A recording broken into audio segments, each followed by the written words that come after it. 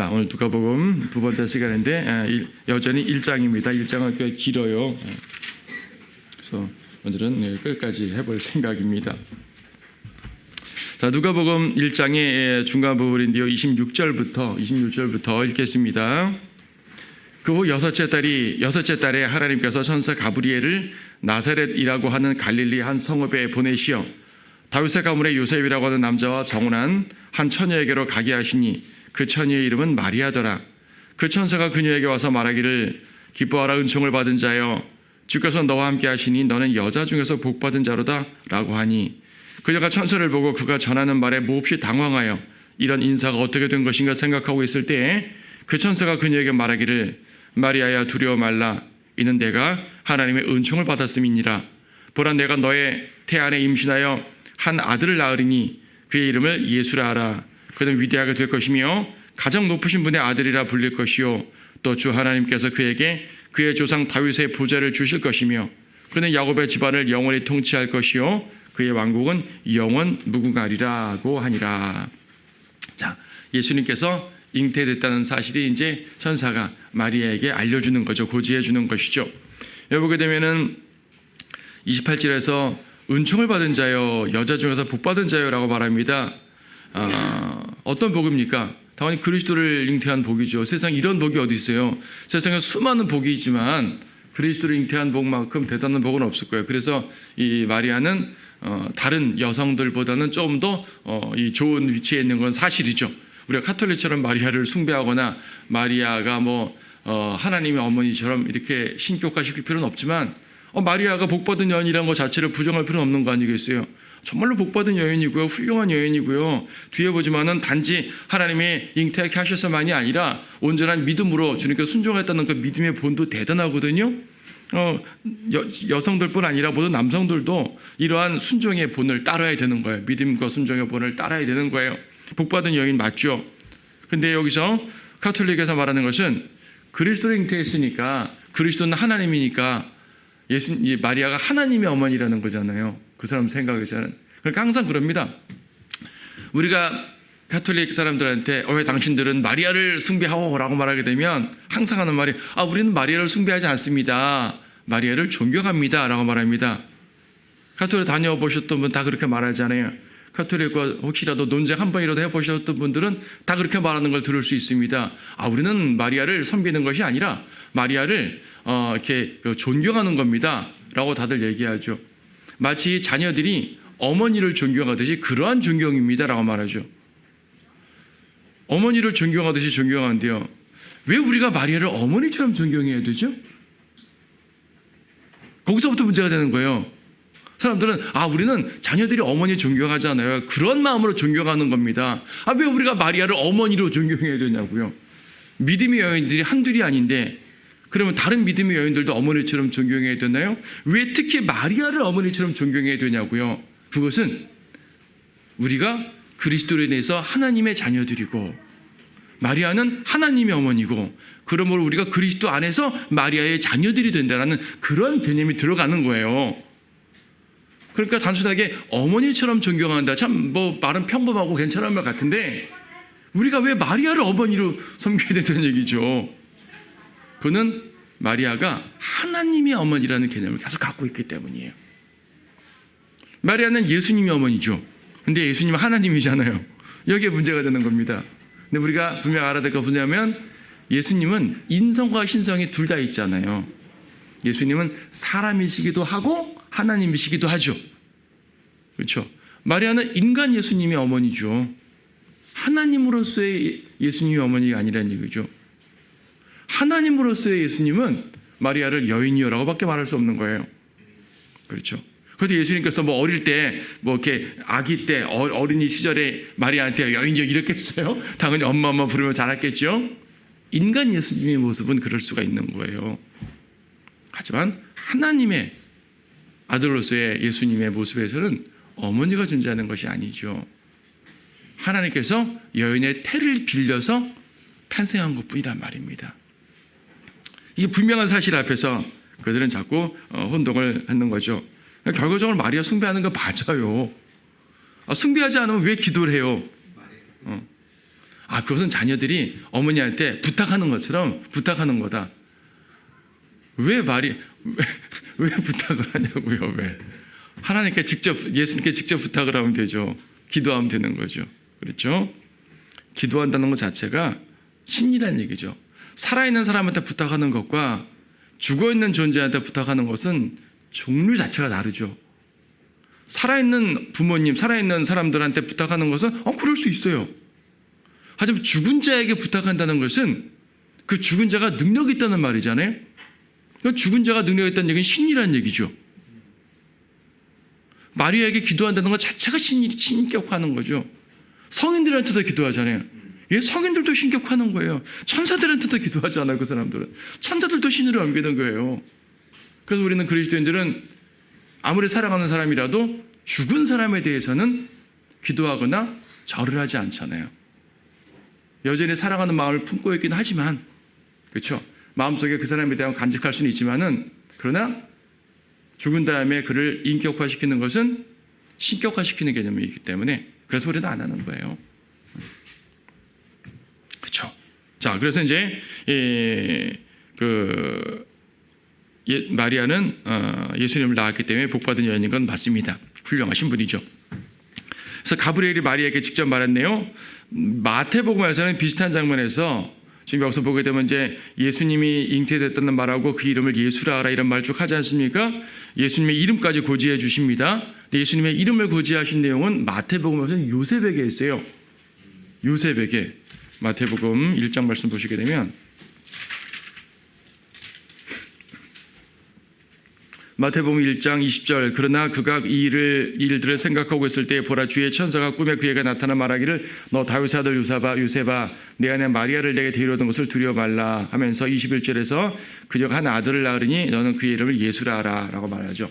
그러니까 이제 똑같은 계시인데 마태복음에서는 요셉에게 계시한 것이고 누가복음에서는 마리아에게 계시한 것이고 마리아에게는 가브리엘이 직접 나타나 계시한 것이고 요셉에게는 꿈에 나타나 계시한 것이고 마리아에게 좀 더 먼저 계시한 것이고 마리아가 이제 임신했던 소식을 요셉이 나중에 들으니까 이거 어떡하지? 불의한 여인인가? 끊어야 되는가? 이런 고민하고 있을 때 천사가 꿈에 나타난 것이고 자 이런 약간의 시간 차이가 있습니다.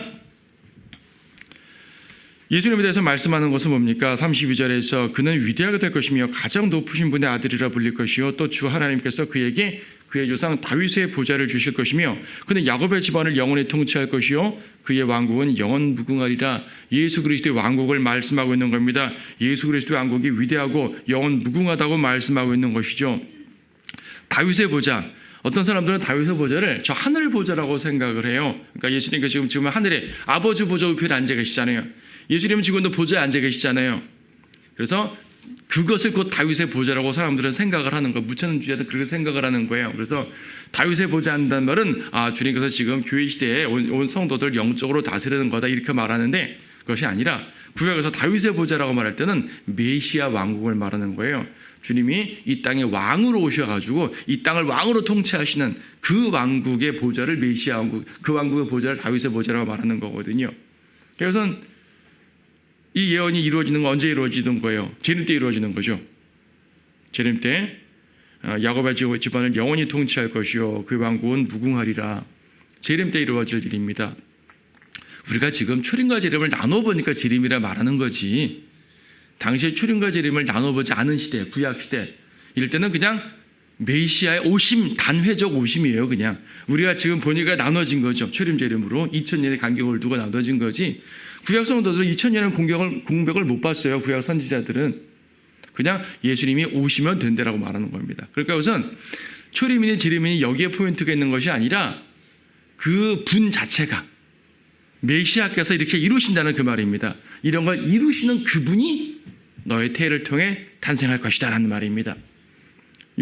경건한 유대인들은 구약에 예언한 바 하나님께서 이스라엘을 통치할 왕을 보내셔서 모든 이방 압제에서 구원하시고 하나님의 위대한 나라를 건설하신다는 사실을 항상 믿었잖아요. 그 사실을 기대했잖아요. 그 기대가 나의 태를 통해서 나온다고 얼마나 기뻐요. 마리아의 이 심정은 정말 이루 말할 수 없을 것입니다. 하지만 그냥 기뻐만 할 수는 없죠. 마리아가 34절에 내가 남자를 모르는데 나는 아직 결혼하지 않았는데 어떻게 아이를 낳을 수 있습니까? 그렇죠? 주님께서 성령께서 너에게 임하실 것이며 가장 높으신 분의 능력을 너를 덮으시리니, 하나님의 능력이란 것은요, 이미 하나님께서는 불임 여성들에게 아이를 낳게 해준 경험이 여러 번 있었어요. 아브라함의 사라 같은 경우도 사라가 늙은 나이에 90세에 내가 무슨 애를 낳아요? 했더니 하나님께 주께 너무 어려워서 못할 일이 있겠느냐. 주님의 능력으로는 다 된다. 그렇죠? 이미 주님께서는 주님의 능력을 충분히 보여주셨어요. 그런데 이 경우는 그냥 일반적 주님의 능력을 뛰어넘잖아요. 남자 없이 난다니까 이건 말이 안 되죠. 그렇죠? 엘리사벳 같은 건 늙은 나이에 낳게 한다는 말로서는 다른 개념인데 이건 남자가 아예 없어요. 그런데 어떻게 됩니까? 그래서 우리는 여자의 씨라는 그 창세기에 예언된 그 의미를 보게 되는 겁니다. 여자의 씨. 그렇다고 마리아 여자의 씨라서 마리아의 씨라는 말은 아니고요. 그래서 여자의 씨라는 말은 남자 없는 여성을 말하는, 남자 없이 여성 혼자 나왔다는 개념에서 여자의 씨라는 말이에요.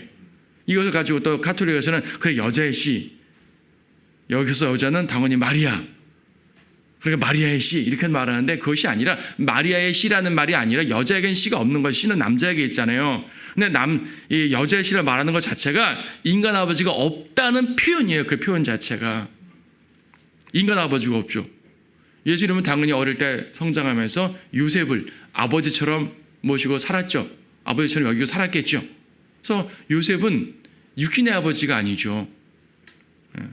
요셉은 영적 아버지도 당연히 아니고 육신의 아버지도 아니고, 육신의 아버지도 하나님이니까 우리는 육신의 아버지가 계시고 영적 아버지가 하나님이신데 예수님은 육신의 아버지마저도 하나님이시죠.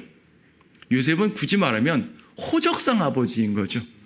부양하는 아버지의 개념일 뿐이지 실제로 어떤 그 생물학적으로도 아버지가 될 수 없는 분이죠.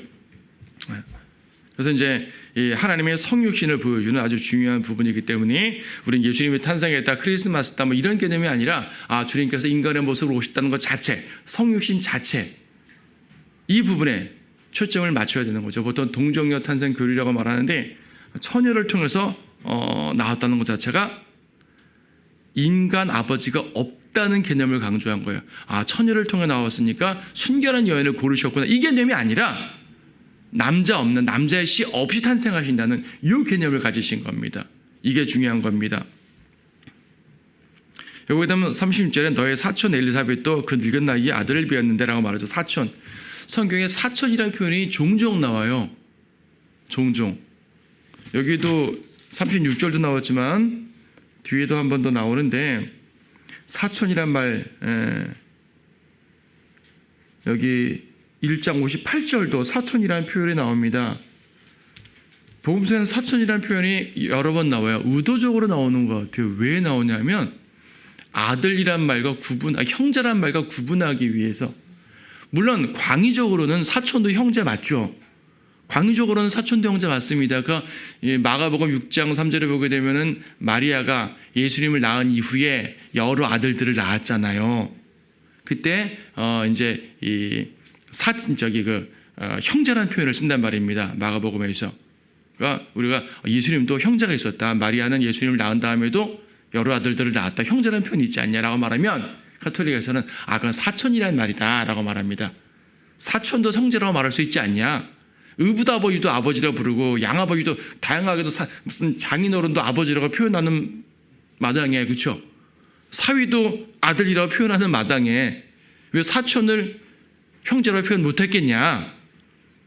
그래서 이것은 사촌을 말하는 거지 예수님의 친형제는 없었다. 마리아는 예수님을 낳은 다음에도 절대로 요셉과 함께 결혼 생활하지 않고 근데 가정 생활만 했을 뿐이지 더 이상 자녀를 낳지 않았다. 마리아는 영원한 동정녀다 라고 말할 때 그런 표현을 썼는데 성경은 의도적으로 사촌이라는 표현을 종종 쓰고 계셔요. 아들이란 말은 광의적으로 쓰이고 아버지란 말도 광의적으로 쓰이고 형제란 말이 광의적으로 쓰이는 건 맞지만 때때로 주님께서는 형제란 말을 상당히 제한적으로 쓰십니다. 친형제에게 쓰시는 거예요. 사촌이란 말은 별도로 성경에서 원어에서나 영어에서나 다 등장을 하는 거예요. 속일 수가 없어요. 자, 이거는 가톨릭 비판할 때 한번 다뤘던 내용들이고요. 자, 지금 마리아와 엘리사벳이 사촌이라고 그러죠. 엘리사벳은 레위인이에요. 레위인 앞에서도 레위인이고, 마리아는 유대인이거든요. 유다 지파거든요. 유다 지파와 레위 지파 어떻게 사촌일 수 있겠죠? 이거는 외가적으로는 가능하죠. 마리아의 어머니가 레위 지파 사람이라든지, 혹은 엘리사벳의 어머니가 유다 지파 사람이라면 가능합니다. 실제로 유다 지파하고 지파끼리 결혼은 종종 있었어요. 저기 출애굽기 6장에 보더라도 아론은 레위 지파인데 아론의 아내는 또 유다 지파였었어요. 이런 식으로 이제 유다 지파와 레위 지파의 결혼은 종종 있었던 것 같아요. 근데 우선 의도적으로 지금 침례 요한과 예수님을 다루고 있는데, 침례 요한은 레위 지파로서 나오는 거고 예수님은 유다 지파로서 나오는 거잖아요. 성경에서, 특히 구약에서 레위와 유다는 상당히 중요한 상호 보완적 위치를 차지하고 있어요. 이스라엘이라는 신정국가에서 레위는 제사장 지파고 유다는 왕의 지파잖아요. 하나님의 나라에서 영적인 직분과 실질적 직분이 둘 다 필요하죠. 우리 주님께서는 그렇죠. 그래서 예수님께서는 제사장이시기도 하고 왕이시기도 하고, 그래서 영적 부분과 실제적 부분을 모두 강조하는 그러한 그 하나님의 왕국의 표현에 대해서 이제 유다와 레위가 다 등장하는데, 아마 누가복음 1장도 바로 그 구도를 자세하게 설명해 주시는 것 같아요. 예수 그리스도의 제사장권과 왕권을 자연스러운 조화로서 보여주는 것 같습니다. 자, 이렇게 천사가 말하니까 마리아가 주의 여정이오니 당신의 말씀대로 이루어 주소서. 여러분, 이건 상당히 커다란 순종이에요. 생각해 보세요. 결혼도 하지 않은 처녀가 임신했다는 사실이 드러나게 되면 이 고대 사회에 돌맞아 죽는 거예요. 그리고 구약 시대에도 가늠한 여인은 돌로 쳐 죽이라 그랬잖아요. 그러니까 마리아는 이것은 엄청난 오해를 받을 수 있는 것이라는 것을 모를 리가 없어요. 죽을 수도 있다는 것이죠. 이러한 상황에서 엄청난 비난을 받을 수도 있고, 내 정혼자 요셉이 떠날 수도 있겠구나, 이런 모든 감정이 다 복합적으로 있었을 겁니다. 그런 가운데서도 주님의 뜻이 그러하고 주님께서 나를 선택하셨다면 나는 주님께 순종합니다. 엄청난 믿음인 거죠. 그래서 마리아의 믿음이 대단한 겁니다. 이건 정말 죽음을 각오한 믿음이라고까지 말할 수밖에 없는 거예요. 물론 마리아가 순종하지 않는다고 달라질 거 없겠지만, 대신 순종하지 않으면 주님께서 여러 번에 걸쳐가지고 마리아를 설득시키다가 또 이렇게 화내시다가 다양한 걸 통해가지고 역사하셨겠죠. 마리아는 그 모든 겪지 않고 곧바로 순종을 했습니다. 모세도 하나님 부르실 때 저 안 가겠습니다 거절하고 뒤로 뺐었잖아요. 두려워서. 앞에 있던 사카랴도 어떻게 그럴 수가 있죠? 의심했습니다. 예레미야도 처음에 부르심 받을 때 저는 아이라서 말할 수 없습니다. 마리아는 즉각적인 순종을 했습니다. 그러니까 성경에서 여성에 대해서 위대한 여성이 남성에 비해서는 적게 나오잖아요. 근데 적게 나오는 여성들이 웬만한 남성들을 능가해요. 다 그분들의 믿음에 대해서 말할 때 하나님께서 우리 자매님들을 어떻게 위대하게 쓰시고 그들의 신실한 그 믿음과 순종을 받아들이는지 잘 알 수 있는 겁니다. 교회의 질서 속에서 남자 여자 어떤 질서를 말하고 있는 것이지, 하나님께서 보시는 인격적인 것과 하나님을 사랑하는 그 모든 면에서는요, 남녀 차별이 없고요, 오히려 자매님들을 향한 하나님의 사랑이 더욱더 크게 풍성하다는 것을 우리는 종종 보게 됩니다. 현실적으로 보게 됩니다. 감사한 일이죠. 자, 마리아가 이제 그 유다의 산간 지방으로 가가지고 사카랴 집으로 들어갑니다. 엘리사벳에게 문안을 합니다. 40절에서 엘리사벳은 마리아가 문안함을 듣자 아기가 태에서 뜁니다. 뭔가를 아는 거죠. 엘리사벳이 성령으로 충만하여서 무슨 말을 하는데 그 말이 이제 예언적인 송축이죠. 40절. 너는 여자들 가운데 복이 있으며 너의 태의 열매가 복이 있도다. 다오니 그리스도를 잉태했으니까 그 자체가 복이죠. 근데 뒤에 보게 되면요, 45절. 그냥 예수님이 잉태했기 때문에 복이 있는 것이 아니라 45절에 믿은 여자는 복이 있도다라고 말하는 겁니다. 믿었기 때문에 복이라는 얘기예요. 단지 예수님이 잉태했기 때문에 복, 물론 그것도 복이겠지만 믿었기 때문에 복입니다. 믿었기 때문에. 누가복음 8장 21절 보세요. 누가복음 8장 21절 말씀 보시게 되면 20절부터 보게 되면 누군가 주께 말씀드리기를 당신의 모친과 형제들이 당신을 만나려고 밖에 서 있나이다라고 하니 주께서 대답하여 그들에게 말씀하시기를 내 모친과 형제들은 하나님의 말씀을 듣고 그것을 행하는 사람들이라. 예수님께서는 자신의 물리적인 어머니와 믿음을 통해 가지고 순종하는 여인들을 동급으로 취급하신 거예요. 그렇죠? 그러니까 예수님을 잉태했다는 그 자체가 특별하게 복이 있는 것이 아니라 순종했기 때문에 복이 있는 거예요. 믿음이 있기 때문에 복이 있는 거예요. 사카라는 믿음이 없었죠. 지금 앞에 1장 18절에서 사카랴가 천사에게 말하기를 천사가 처음으로 이제 얘기했을 때 내가 어떻게 이 일을 알겠나이까 나는 늙은 사람이야 나야 하나도 나이가 들었나이다 이 말과요. 34절에서 마리아가 천사에게 내가 남자를 모르는데 어찌 이런 일이 있을 수 있겠나이까 어찌 이런 일이 있을 수 있죠? 라고 하는 질문은 비슷해 보이지만 사카랴는 믿지 않은 거고 마리아는 믿은 거예요. 왜냐하면 마리아는 이거는 상상이 안 되는 일이잖아요. 그래서 궁금한 거죠. 어떻게 그럴 수가 있어요? 물은 것이고 물은 것이 믿음 없는 행동은 아니잖아요. 근데 사카랴가 이렇게 말하는 게 왜 믿음 없는 행동이냐면 앞에 지난주에 말씀드렸죠. 13절에서 사카랴야 두려워 말라 사카랴야 두려워 말라 너의 기도가 상달되어 내 아내 엘리사벳이 아들을 낳을 거다. 기도까지 했단 말이에요. 기도까지 했고 기도에 응답을 가져왔단 말하는데 어떻게 그럴 수가 있죠? 이건 불신의 소리죠. 마리아는 불신의 소리가 아니라 의문의 표시였을 뿐입니다. 어떻게 그럴 수가 있어요? 근데 그 사카랴는 에이 말도 안 돼요 라고 말하는 거죠. 기도까지 했으면서. 그래서 사카랴는 믿음 없는 표현이었고 마리아는 믿었다고 38절을 통해서 분명히 믿은 여인임을 알 수가 있는 거죠. 그것이 그 마리아를 더욱더 복되게 한 것입니다. 근데 이런 말을 들으니까 마리아가 또 송축을 합니다. 이 찬송은 예언적인 찬송이에요. 46절 내 혼이 주를 드높이며 내 영이 하나님 내 구주 안에서 기뻐하였도다. 이는 주께서 자기 여종의 낮은 지위를 살펴보셨음이니 보라 이제부터는 모든 세대가 나를 복받은 사람이라고 부르리라. 전능하신 분이 위대한 일을 내게 행하셨으니 그분의 이름이 거룩하시도다. 주의 자비가 주를 두려워하는 자들에게 대대로 있도다. 주는 자기 팔로 힘있는 일을 하셨으며 마음의 상상이 교만한 자들을 흩으셨느니라. 그분은 권세자들을 권세에서 끌어내리고 비천한 자들을 높이셨느니라. 자, 이 말씀을 보게 되면은 이것도 역시 재림 때 이루어질 일입니다.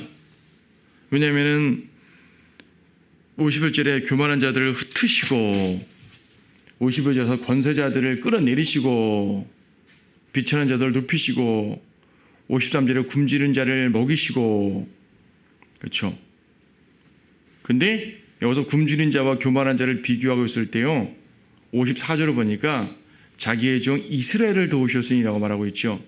우리 조상들과 아브라함과 그의 씨에게 영원히 말씀하신 것처럼 이라고 말합니다. 그러니까 여기서 가난한 자란 말은 핍박받는 이스라엘을 말하는 것이고 여기서 권세자들, 뭐 교만한 자들 이런 사람들은 이스라엘을 박해하는 이방의 권세들을 말하는 거예요. 하나님께서 아브라함 때부터 예언했던 그 바대로 우리를 높이시고 이방인들을 치시고 우리를 민족적 구원하실 것이라는 그 메시지예요. 그 예언이죠. 찬송은 송축인데 예언적인 송축인 거죠. 이 말은 이제 그렇죠. 마리아는 그렇게 하나님께 감사하고 송축했습니다. 그런데요, 이렇게 재림이니 출림이니를 볼 것이 아니라 기본적으로 굶주린 자를 먹으신다든지 교만한 자를 낮추신다든지 하는 것 자체는 하나님의 기본적인 성품이에요. 우리가 여기서 앞에서부터 말한 것처럼 예수 그리스도라는 그분은 메시아고 우리가 지금은 초림 재림으로 나누지만은 주님께서 이루실 모든 일에 대해서 재림에 대한 예언까지 맞추고 있는 부분들 이런 것들을 교리적으로 설명을 하지만 교리적인 떠나서 하나님의 성품 자체가 낮은 자를 높이시고 높은 자를 낮추시는 분이라는 얘기죠. 교만한 자를 낮추시는 분이라는 얘기입니다. 교만한 자들, 권세자들, 부자들 낮추시고요. 굶주린 자들을 먹으십니다. 겸손한 자를 높이시는 거죠. 그래서 우리가 물리적으로 여러분들은 부자일 수도 있고 현실적으로 여러분들이 어떤 조직의 기관장이나 어떤 믿는 사람 중에 정치가도 있을 수 있으니까 높은 권세자가 있을 수 있잖아요. 현실적으로는 권세자일 수도 있고 현실적으로는 부자일 수도 있어요. 하지만 주님께서는 높은 자를 낮추신다고 하셨기 때문에 주님께서 나를 낮추기 전에 먼저 나 자신이 낮아져야 되는 거죠. 여러분들이 물리적으로 가난하든 물리적으로 부자든 그건 중요하지 않아요. 하나님 앞에서 나는 연약한 자고, 나는 가난한 자고, 나는 힘없는 자고, 나는 비천한 자고, 이 사실을 하나님 앞에 항상 겸손하게 갖고 있어야 되는 겁니다. 그러면 주님이 높이시는 거예요. 하지만 그렇지 못하고 조금 가졌다고, 조금 권세가 있다고 남을 지배하려고 하거나 높은 위치에서 교만하게 목을 곧게 세우게 되면 그는 하나님께서 꺾으시고 낮추신다는 것을 아셔야 되는 거죠. 그래서 우리의 일반적인 영적인 상황에 대해서도 교훈을 주지만 문맥적으로는 주님의 메시아로서의 오심에 대한 언급을 하고 있는 거예요. 근데 그 가만 보면 특별한 표현이 있지 않습니까? 표현이 좀 특이해요. 51절 같은 경우에 힘 있는 일을 하셨으며 흩으셨느니라. 52절 높이셨느니라. 53절 부자들을 빈손으로 보내셨느니라. 과거형으로 되어 있지 않아요? 이건 메시아께서 오셔서 이루실 일이에요. 미래의 일이라고요. 재림 때리니까 미래의 일이죠. 초림 때로 적용한다 하더라도 아직 태어나지도 않으셨으니까 미래의 일이잖아요. 근데 하셨느니라 과거형으로 쓰이고 있어요. 이런 표현이 구약에 수없이 많이 나옵니다. 대표적인 게 뭡니까? 이사야 53장. 이사야 53장 잠깐 보세요. 예수님의 속죄 사역을 말씀하는 부분이죠. 이사야 53장 보게 되면 5절, 예를 들어서 5절. 그러나 그는 우리의 허물로 인하여 상처를 입었고, 과거형. 언제 입었어요, 예수님께서? 우리의 죄악으로 인해서 상하였도다. 이사야 시대에요. 메시아가 어떻게 이런 일을 당하셨어요? 그렇죠? 우리의 허평을 위한 징계가 그에게 내려졌고 그가 맞은 채찍으로 우리의 치유되었도다. 다 과거형으로 쓰이고 있어요. 왜 이렇게 표현을 쓸까요? 그래서 이제 어떤 학자들은 히브리어 원어에서는 시제가 중요하지 않다라고 말하는데 시제가 중요하지 않은 것은 아니고 히브리어 다 시제가 있어요. 시제가 없는 것은 아닌데 하나님께서 예언에 대해서는 이런 식으로 표현한 게 많아요. 분명 미래에 속한 건데 과거형으로 쓰시는 거예요. 만약 이 예언이 이루어지지 않으면 어떻게 될까요? 자, 과거형으로 쓰셨는데 이루어지지 않으면 어떻게 돼요? 거짓말 되죠. 과거형으로 쓰였다는 얘기는 이 예언이 역사가 되게 하실 거라는 하나님 안에서의 확신입니다. 확실함입니다. 여러분, 역사는 과거죠. 예언은 미래죠. 세상의 모든 점쟁이들도 예언합니다. 그 예언 이루어지지 않잖아요. 하지만 성경의 예언은 역사가 됩니다. 하나도 땅에 떨어지지 않고 이루어지기 때문에. 그래서 하나님 앞에서는, 하나님께는 미래와 과거가 중요한 거 아니에요. 특히 그분은 영원 가운데 거하신다고 했잖아요. 그렇죠? 하나님은 이사야 50장 7장 보게 되면 영원 가운데 거하신다고 말씀하고 있고요. 시편 90편에서도 하나님은 영원하신 하나님이란 말씀하고 있고요. 영원하신 하나님이란 말 수없이 하죠. 성경에 보면 그분은 영원 가운데 계시는 게 때문에 그분의 모든 예언은 역사가 됩니다. 그래서 성경에서는 역사와 예언이 사실 본질적으로 다르질 않아요. 구약의 선지서들을 역사서라고도 하잖아요. 그러니까 이제 구약의 사무엘상하, 역대, 열왕기상하 이런 내용들을 우리부터 역사서라고 하죠. 한편 예언서라고도 하는 거거든요. 역사는 예언이 되기 때문에 그렇습니다. 하나님 안에서 분명히 이루어지게 됩니다. 자, 그래서 이제 마리아가 이제 이 석 달 동안 있다가 돌아갔다고 이제 말하고 있죠. 56절에서 석 달 동안 그 엘리사벳과 있다가 돌아갑니다. 그러니까 이제 마리아가 천사의 고지를 받고 이제 막 아기가 생긴 거예요. 그 상태로 엘리사벳에 갔어요. 3개월 지났어요.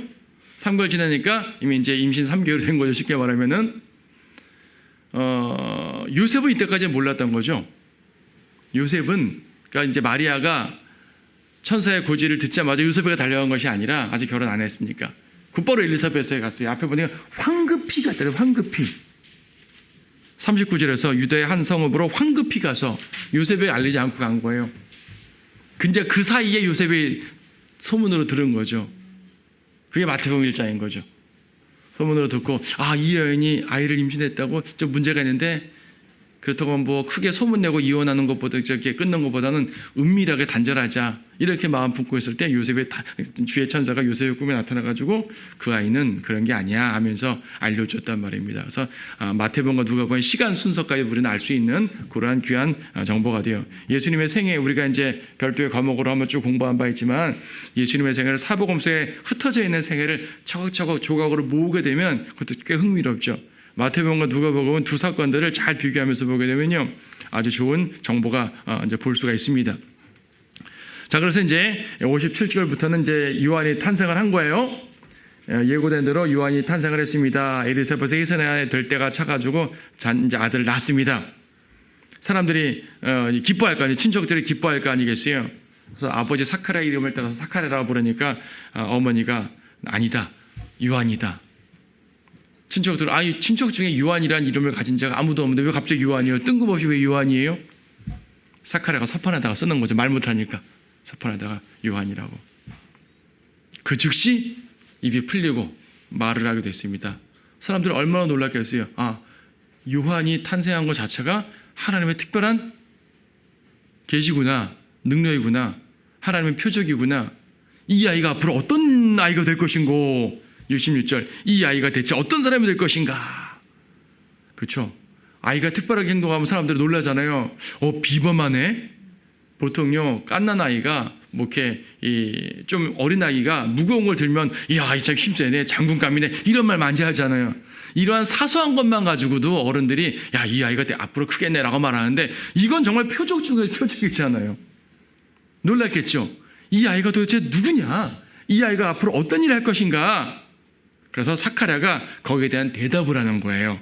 67절부터는 사카랴가 성령 충만하게 예언했는데 그 예언 자체가 그리스도에 대한 예언이고, 이 아이가 그 그리스도 앞에 어떻게 쓰임받을 것인가를 예언하는 거죠.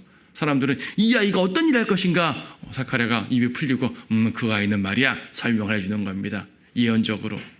그래서 이제 68절부터 쭉 예언이 나오는데 앞부분은 예수 그리스도에 대한 예언이고 뒷부분은 이제 요한이 예수님 앞에서 어떻게 행할 것인가를 말해주는 예언이에요.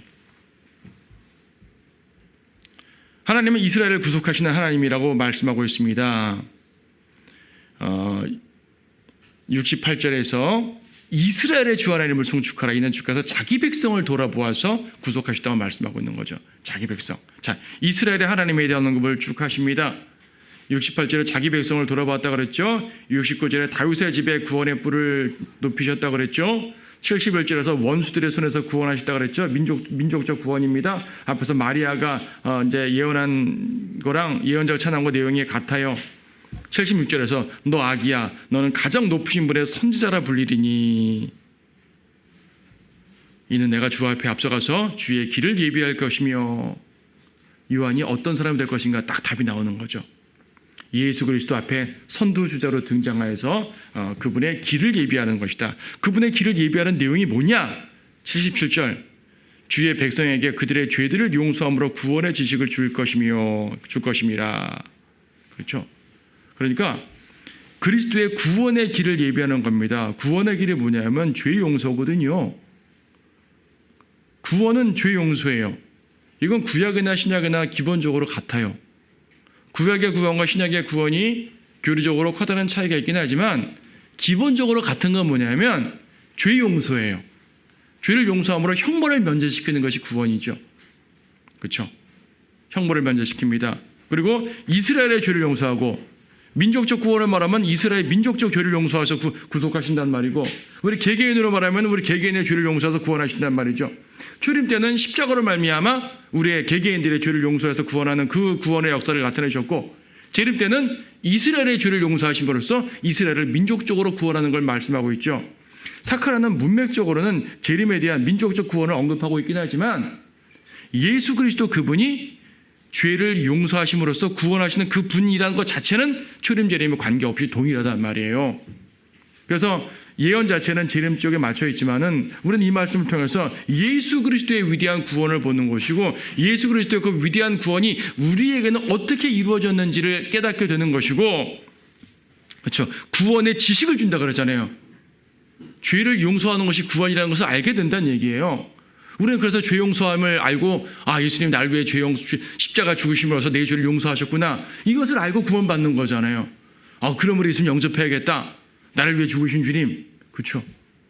십자가 앞에 나아갈 수가 있는 것입니다. 또 예수님께서도 구원을 주시는 분이기 때문에 재림 때는 그렇게 하시겠지만 초림 때는 십자가를 스스로 지시면서 죄 용서, 구원을 선포하신 거죠. 근데 그 모든 것이 뭐라고요? 78절 하나님의 온유하신 자비로 말미암는다. 자비로 말미암는다. 그렇죠? 그 자비로 인해 높은 데로부터 여명이 우리에게 임한다. 빛이 임한다. 회개해야 구원받습니다. 하지만 우리가 회개하기 전에 먼저 주님이 자비를 주시는 거예요. 회개한 다음에 자비를 주시는 것이 아니에요. 우리가 이제 구원을 쭉 이제 그 과정적으로 논리적으로 설명을 한다면 당연히 회개해야 구원받는 건 맞지만 이렇게 되기 위한 것 자체를 주님이 먼저 행하신 겁니다. 어떤 사람도 회개하기 전에 주님이 먼저 빛을 주시고 자비를 내어주신 거예요. 그래서 우리가 회개도 할 수 있고 구원도 받을 수 있게 되는 것입니다. 자, 그렇게 해서 이제 예수님에 대해서 예언하고 또 침례 요한에서 예언하고 그렇게 볼 수 있습니다. 그래서 이제 누가복음은 요한의 정보를 다른 복음서보다 자세하게 제시해 주는 책인데 그리스도의 길이 어떻게 예비되는지를 잘 보여주기 위함이죠. 이렇게 해서 이제 우리는 1장을 끝냈고요. 2장부터 예수님의 탄생에 대해서 본격적으로 살펴보게 됩니다.